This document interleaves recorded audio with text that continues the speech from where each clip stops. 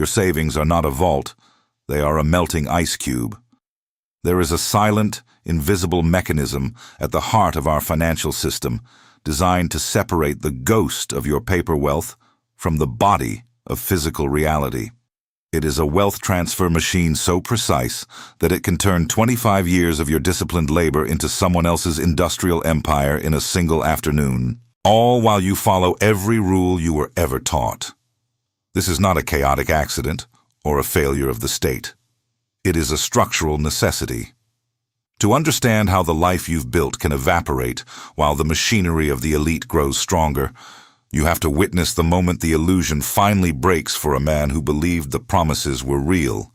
The pattern is already in motion. We are often told that the total loss of a currency purchasing power is a chaotic accident, a natural disaster of the financial world that drowns everyone in its path. This is the official narrative. It is presented as a tragedy of mismanagement or a failure of the state. But this explanation is insufficient. It is a surface-level observation that masks a deeper structural reality. Inflation is not a tide that lowers all boats equally. It is a massive and predictable wealth transfer machine. It is a designed extraction system that separates the ghost of value from the body of reality. Think about what that means. To a man like Elias Vogel, money was an absolute store of value and a reward for a lifetime of discipline. To those who understand the architecture of the system, currency is merely a temporary claim on reality. It is a contract that can be shredded when it no longer serves the issuer. This is the fundamental distinction between currency and capital. Currency is a melting asset. Capital is the machinery of the world. In a collapse, the middle class loses everything by trying to save the ghost, while the wealthy grow richer by capturing the body. This is not a theory, this is documented history. The destruction of the clerk is the precise mechanism that funds the industrial empire of the strategist. It is a process of debt arbitrage and asset migration that has repeated with surgical precision across centuries and continents. It is a game where the rules flip 180 degrees the moment the death spiral begins. What was once responsible becomes suicidal. What was once reckless becomes the only path to survival. Over the next few minutes, we are going to dismantle this machine piece by piece. I am going to demonstrate how debt becomes a short position on a dying currency and how productive moats allow a few to re-index their wealth daily while the rest of the world melts. I am not recommending these actions. I am documenting the fact that they have happened and will happen again. Let me be precise about the structural properties of this collapse. Here is how the mechanism works. To understand why Elias Vogel lost the work of a lifetime while his neighbor prospered, you must understand how the financial engine is actually constructed. Most people view money as a battery that stores their labor for the future. This is the first belief we must dismantle. In a stable environment, this is a functional illusion. In a collapse, the illusion vanishes. Currency is not a store of value. It is a temporary contract between the citizen and the state. To comprehend the destruction of the middle class, we must examine the mechanism of monetary debasement. Here is what that means. It is the intentional reduction of the purchasing power of a currency by the issuing authority. It is not a chaotic accident of the market. It is a structural necessity of a system that has issued more claims on reality than reality can provide. Imagine you are using a wooden ruler to build a house. You agree on the price of the wood based on its length in inches. But every night, while you sleep, the issuer of the ruler sneaks into your workshop and shaves a tiny fraction off every inch. The ruler still says 12 inches, but the physical space it covers is smaller. By the time the house is finished, your ruler is half its original size. You have paid for a mansion, but you are standing in a closet. This is the experience of the saver. But for the borrower, the shrinking ruler is a gift. This is what analysts call debt arbitrage. which simply means the process of profiting from the difference between the nominal value of a loan and the real value of the currency used to repay it. While the clerk holds the shrinking ruler, the strategist uses it to measure his debts. If you owe 1,000 inches of wood and the inch becomes smaller, your debt literally evaporates in physical reality, even though the number on the contract remains the same. This is not a failure of the system. It is the system working as intended. We have deposit insurance and modern regulatory frameworks designed to prevent this kind of systemic evaporation. That is true. And we will examine exactly what those protections mean when the system enters a terminal phase. But first, we must look at the man who turned this destruction into the greatest industrial fortune in Europe. I promise to return to the man who transformed this systemic destruction into the largest industrial fortune in Europe. His name was Hugo Stinnes. While Elias Vogel was frantically paying off his mortgage with marks that still held value, Stinnes was doing the exact opposite. He was borrowing every Papiermark the Reichsbank would lend him. By late 1923, the exchange rate had spiraled from 4 marks per dollar to over 4 trillion. Stinnes used this melting currency to acquire 4,500 companies and 3,000 manufacturing plants. He was shorting the ghost to own the body. When his debts came due, the nominal value of his billion-mark loans was worth less than a single loaf of bread. He essentially inherited the industrial backbone of Germany for the price of a few meals. This was not an isolated anomaly. It was a preview of a recurring structural law. In Weimar Germany, the banking system was the pride of Europe, a fortress of Prussian efficiency and rigorous accounting. Failure was unthinkable until it happened. We saw the same geometry of wealth transfer in Hungary in 1946. Where the pengo reached a doubling of prices every 15 hours. We saw it again in Argentina in 2001. While the schoolteacher in Buenos Aires found her savings account frozen by the decree known as the Corralito, restricted to withdrawing a mere 250 pesos a week, the large corporations and the connected elite had already moved an estimated $40 billion out of the country using offshore legal structures and financial swaps. Behind these numbers are the people who provide the friction for the machine. The textile worker in Saxony who saw her month of labor reduced to the price of a button before she could even reach the market. The miner in the Ruhr who watched his pension transform into a handful of useless paper while the very equipment he operated was signed over to a foreign conglomerate. These are the individuals who pay for the arbitrage of the strategist. In response to these historical catastrophes, the modern world built what is presented as a fortress of protections. We created deposit insurance, central bank oversight, and complex regulatory frameworks designed to ensure that the ghost of currency and the body of reality never drift so far apart again. We are told the system is now resilient, buffered, and inherently safe. And for decades, this appeared to be true. Now you might say that the world has changed since the days of Elias Vogel or the street riots of Buenos Aires. You might point to the skyscraper fortresses of modern central banks and the explicit promises of government backstops as proof that the era of total evaporation is over. We have deposit insurance. We have the Federal Deposit Insurance Corporation in the United States or its equivalents across the Eurozone and Asia. We are told that our savings are protected by the full faith and credit of the state up to a specific numerical threshold. This is a comforting architecture.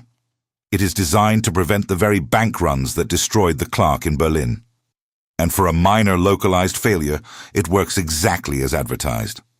But here is the part that nobody talks about. Here is the structural constraint of the safety net. In the United States, the Deposit Insurance Fund, which is the actual pool of capital meant to protect your money, maintains a reserve ratio of approximately 1.1% of all insured deposits. Think about what that means. For every $100 sitting in the digital accounts of the nation, there is roughly $1.10 of physical or liquid backing in the insurance fund. The system is not a vault.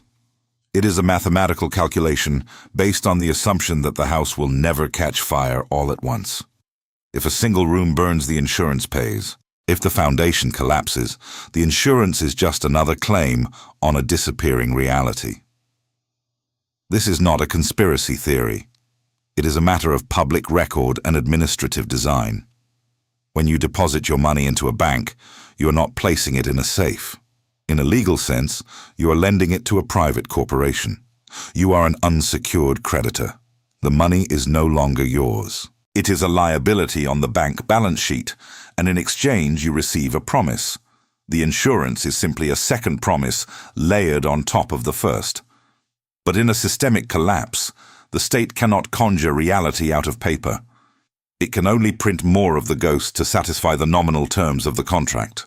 You might receive your $250,000 back, but if the currency has entered the death spiral, that $250,000 might buy the same loaf of bread that broke Elias Vogel. The nominal promise is kept while the real value is extracted. The solution is real, but it is radically insufficient because it addresses the number but ignores the purchasing power. It protects the name of the currency while allowing the body of your wealth to be migrated elsewhere. Anyone who tells you otherwise is selling something. Now that we know why the official shields fail, we must look at where the value actually goes when it leaves the bank. We must examine the only structures that can re-index themselves faster than the printing press can run. We must look at the productive moat. That was the theory. Here is what happened in practice, in our own decade. In 2019, the Lebanese banking system was the envy of the region. It was called the Switzerland of the Middle East. It offered high interest rates and the promise of stability. Then, in less than 6 weeks, the ghost began to detach from the body. The Lebanese pound entered a death spiral that would eventually erase 98% of its purchasing power. But the evaporation was not a chaotic accident. It was a controlled demolition. Think about what that means. While the citizens were standing in lines at machines that offered no cash, the architecture of the exit was already being used by those who understood the mechanism. This is what administrators called a loller. Here is what that means. It was a digital dollar that existed only on a local ledger. You could see the number on your screen. You could use it to pay local taxes, but you could never move it across a border. You could never convert it into physical reality. It was a ghost. At the same time, an estimated $6 billion in real purchasing power left the country in the first weeks of the crisis. This was not done through suitcases of cash. It was done through the very electronic systems that were locked for the clerk and the teacher. The wealthy did not try to save the loller. They used the loller as collateral to take out loans in foreign jurisdictions. They were shorting the ghost of Lebanon to own the body of the world. This is not an isolated story from a distant land. The speed of this mechanism is accelerating. In March 2023, we witnessed the fastest bank run in documented history. $42 billion attempted to leave a single American institution in less than 4 hours. In the analog era of Elias Vogel, a run required physical bodies standing in a street. Today, a run requires a single line of code and a few seconds of digital signaling. The pattern is now closed. 1923 Berlin, 2001 Buenos Aires, 2019 Beirut. Failure was unthinkable until it happened. Each time, the window for migration shrinks. Each time, the distinction between those who hold the ghost and those who capture the body becomes more absolute. The clerk in Beirut today is not different from Elias Vogel. He performed the same labor. He followed the same rules. He trusted the same administrative promises. And he is watching his life work turn into the price of a single gallon of gasoline. He is paying for the arbitrage of the strategist. If the government can intervene to save the nominal name of a bank, we must ask the final question. From what reality is that rescue being extracted? And who is providing the friction for the machine? The answer is not found in the headlines. It is found in the structural divergence of the next phase. The pattern is already in motion. There is a pattern that connects everything we have discussed. It is the principle that explains why the clerk loses and the strategist wins across every century and every geography. This is not a conspiracy theory. This is structural analysis of how administrative systems preserve themselves during a terminal crisis.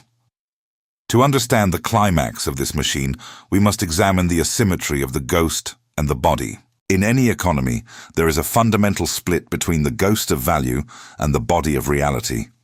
The ghost is the currency. It is a digital ledger entry. It is a piece of paper with a government seal. It is a temporary claim on future labor. The body is the productive reality. It is the factory. It is the fertile soil. It is the energy grid. It is the intellectual moat that cannot be duplicated by a printing press. Think about what that means. In a period of stability, the ghost and the body move together in a synchronized dance. You believe they are the same thing. You work for the ghost, and you expect to trade it for the body whenever you wish. But in a collapse, the two are forcibly detached. The state realizes it cannot save both the promises it made and the physical infrastructure of the nation. If it tries to save the ghost by restricting credit and collapsing the economy, the entire physical backbone of the country might stop. So it makes a deliberate choice. It allows the ghost to evaporate to ensure the body survives. It keeps the factories running and the power lines humaning by sacrificing the purchasing power of the people who held the paper promises. This is not a failure of the system. It is the system protecting its own physical existence by liquidating its moral obligations. This is the legal formalization of risk transfer. While the middle class is encouraged to remain loyal to the ghost to maintain social order and systemic liquidity, the architecture of the state is designed to facilitate the migration of the elite to the body. This is why specialized industrial exemptions exist in gold confiscation orders. This is why sophisticated financial swaps are left open while the savings accounts of teachers are frozen. The system requires the friction of your loss to fund the preservation of the machinery. You are not a victim of a mistake. You are the fuel for the transition. Responsibility and safety are not the same thing. They are often opposites. Following the rules of the ghost while the body is being repartitioned is a form of functional suicide. The strategist survives because he recognizes that a contract is a suggestion while an asset is a fact. He knows that you cannot freeze a relationship and you cannot impose capital controls on physical reality. We have now stripped away the layers of administrative responsibility and the promises of insurance. We have seen that the fortress is built for the machinery and not for the passenger. The final belief we must demolish is the idea that you can wait for the system to tell you the rules have changed. The system will tell you the ghost is real until the moment it vanishes. The question is no longer about the nominal value in your bank book. The question is how much of the body you actually command. The window for this migration is not permanent. It is a temporary aperture that closes the moment the crowd notices the smoke. The pattern is already in motion. So what does this mean in practice? How does one translate this forensic analysis into a functional model for preservation? I am not recommending specific actions. I am documenting the structural properties of how capital has historically migrated to survive. The objective is to move from the paralysis of observation to a framework of exposure. Think about what that means. It is not about what you buy, but how you structure your relationship to the system. The first alternative is the acquisition of the productive moat. This is the strategy of owning an asset that provides a fundamental necessity. The advantage is pricing power. A provider of energy or basic food can re-index prices every hour to match the melting currency. You are no longer holding a fixed contract, you are holding a share of reality. However, the limitation is geographic. A factory or a farm cannot be moved, and in a terminal crisis, the state may target productive assets for exceptional taxation or seizure. The second alternative is portable scarcity. This involves assets that exist outside the administrative ledger of the local state. Historically, this has been physical gold, or in the modern era, decentralized digital signaling. The advantage is portability and the absence of counterparty risk. You are the sole owner of the value. But the limitation is that these are static shields. They do not produce. They are a defensive crouch that relies on the existence of a functioning market where they can eventually be exchanged for reality. If the doors to the market are locked, the gold is just a heavy stone. The third alternative is jurisdictional diversification. This is the process of moving the ghost to a room that is not yet on fire. By holding capital in a foreign legal environment, you bypass local decrees and bank freezes. The advantage is the legal firewall. The limitation is the threshold of entry. For many, the cost of maintaining offshore structures is higher than the risk they seek to avoid. Anyone who tells you there's a single perfect solution is selling something. Every choice is a redistribution of risk. You are not seeking safety. You are seeking a command of the body before the ghost vanishes. But no framework eliminates the danger entirely. The machine still requires friction. Now we must return to Elias Vogel for the final calculation. Return to Berlin in December 1923. The hyperinflation has been halted by the introduction of the Rentenmark. Elias Vogel still lives in his apartment. He is technically debt-free.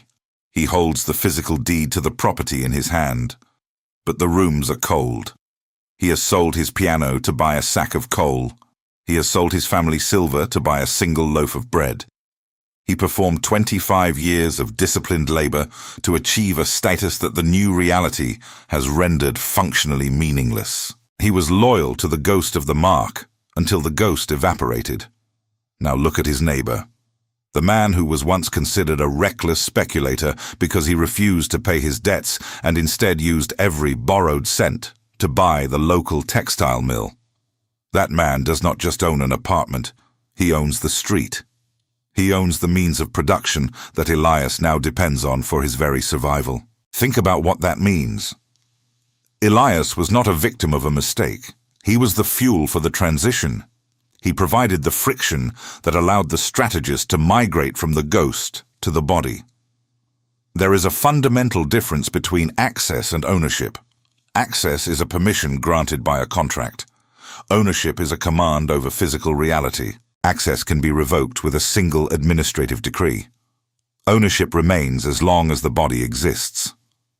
Convenience and safety are not the same thing. They are often opposites. This is the final calculation. In a period of stability, the rules of the ghost are the rules of the world. In a collapse, those rules become a trap. You do not survive a catastrophe by holding on tighter to the promises of the state. You survive by letting go of the ghost and grabbing the body before the window closes. This is not a theory. It is the documented history of how wealth is repartitioned every time a system reaches its terminal phase. This channel exists to study the fractures before they become fault lines. We do not look at the headlines. We look at the architecture. If you want to understand these mechanisms before they become personally relevant, then positioning yourself with this knowledge is a matter of intellectual self-preservation. Subscribe to recognize the pattern before it recognizes you. The pattern is already in motion.